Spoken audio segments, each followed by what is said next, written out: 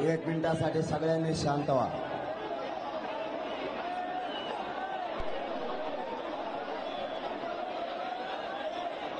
पुन्हा एकदा सांगतो, एक मिनिटासाठी शांत व्हा.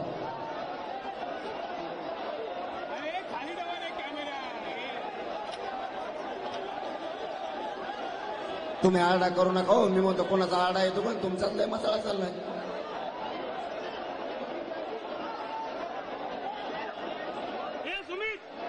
मला काही माहिती आहे त्याच्या समाजाला, त्याच्यामुळे मला उभा राहून बोलायचं उपोषण माझं सुरू झालेलं.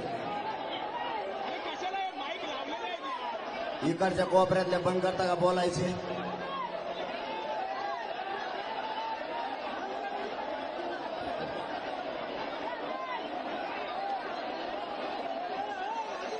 इकडचा आरडा करू नका.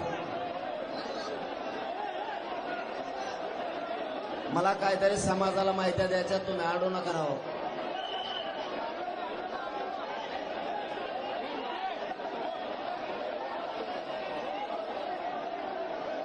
समाजाच्या पोरानं पुन्हा एकदा सांगतो, शांत व्हा.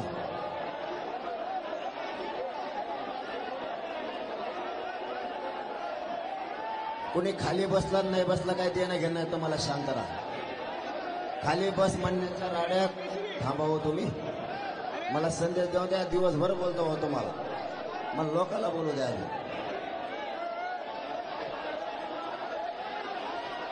तुम्ही कोणाला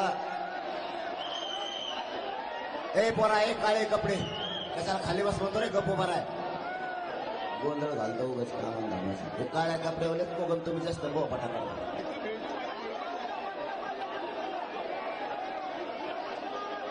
मी सांगतोय, हे सगळ्यांनी आता लक्षात घ्या. तुम्ही 5 जण खाली बसा. चला बस खाली, बस बस खाली, नाही तर बाहेर होय. चाल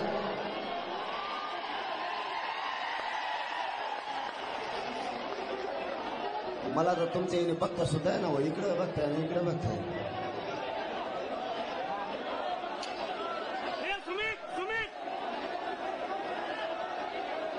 सगळ्याला आवाज येतोय का? परत म्हणू नका इथं बसलेले कोणी मला ऐकायला नाही आलं. पुन्हा एकदा विचारतो, आवाज सगळ्याला येतोय का? आपलं आमरण उपोषण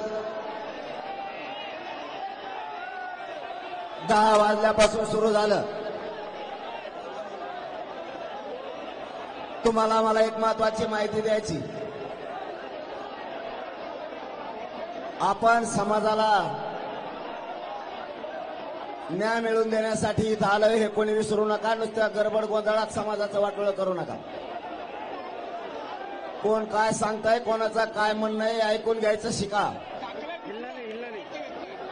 आपण शिकलो नाही, आपण लोकांच्या बुद्धीनं चाललो म्हणून आपल्या समाजाचं 70 वर्षे वाटोळं केलं हे काही मराठ्याने विसरू नका.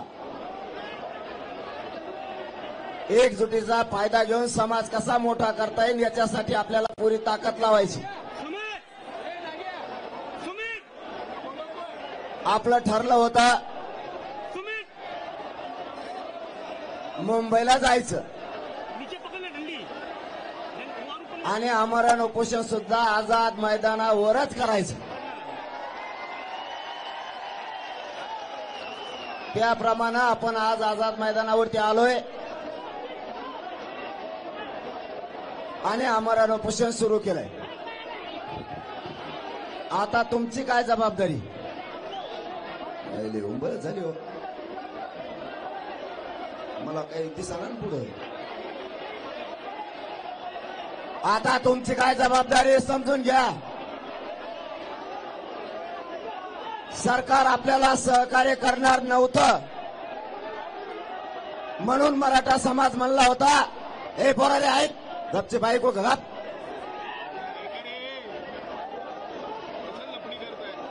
गपचे उभा आहे.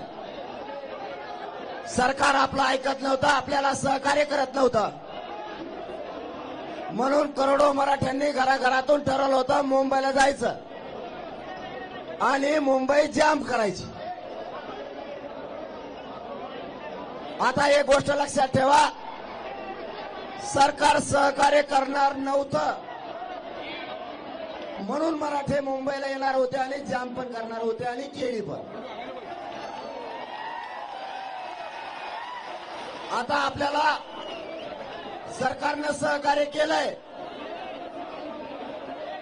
मी काय बोलतोय लक्षात ठेवा, सरकारने सहकार्य केलंय, परवानगी दिली,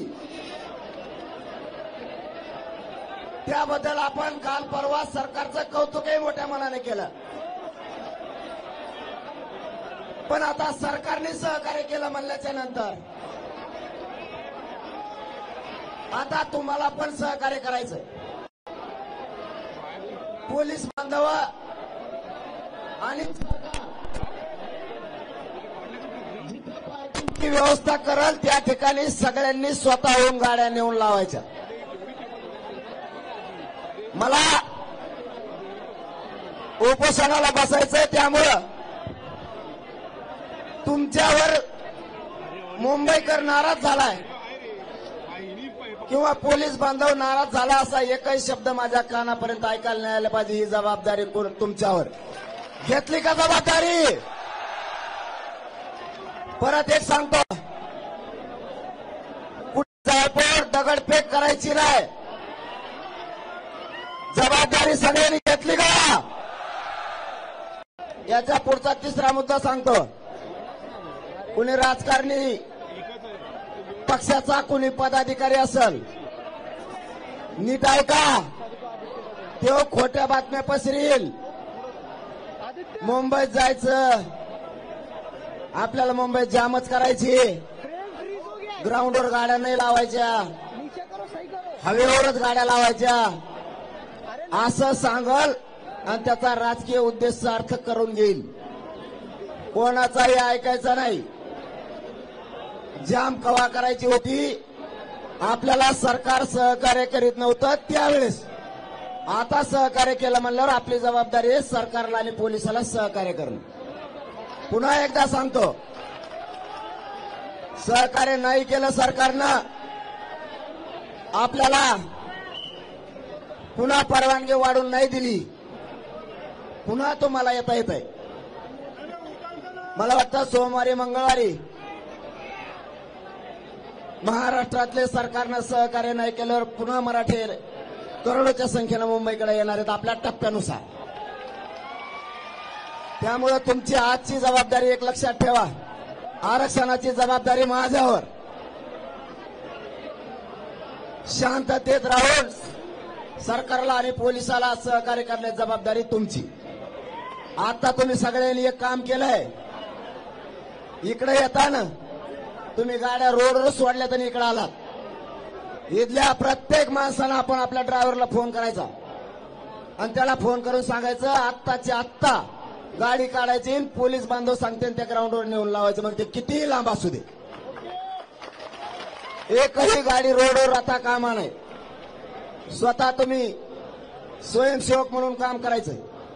तुम्ही जी मुंबई जाम केली ना मराठ्यानं, 2 घंट्यात पुन्हा मोकळी मुंबई झाली पाहिजे. जबाबदारी तुमची आहे. आता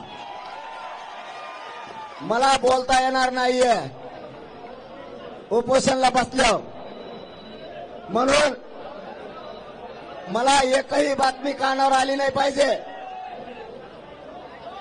किंवा पोलीस बांधव येऊन नाराज नाही झाला पाहिजे की या ठिकाणी गाडी लावली, या ठिकाणी ट्रॅफिक जाम झाली. आपण आझाद मैदानाला येणार होतो, आपण आलो. बऱ्याच जणांना वाटलं होतं पाय ठेवून द्यायचा नाही, मराठे मांड्या घालून बसले.